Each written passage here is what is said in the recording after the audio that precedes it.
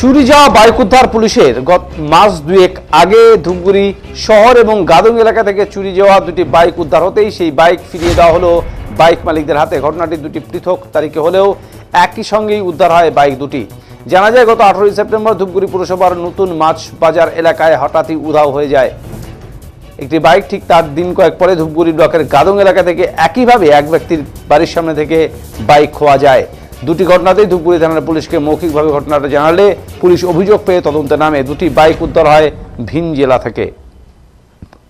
শুক্রবার সকালে ধূপগুড়ি থানার এই দুই বাইকের মালিক বারোঘড়ি এলাকার দেবাশিস দে দাস এবং গাদং এলাকার কৃষ্ণ সরকারের হাতে বাইক তুলে দেওয়া হয়। বাইক ফিরে পেয়ে দুই বাইক মালিক জানায় পুলিশের ভূমিকা সত্যি প্রশংসনীয়।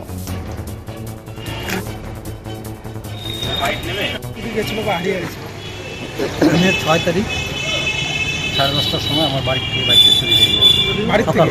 আপনার বাড়ি কোথায়? বাড়ি আমার গাদং গ্ল্যান্ড ব্রিজটা পার হয়ে গ্ল্যান্ড ব্রিজটা পার হয়ে আমার যেতে ডান সাইডে বাড়ি। তো কেমন লাগছে এখন বাইকটা ফিরে পেয়ে?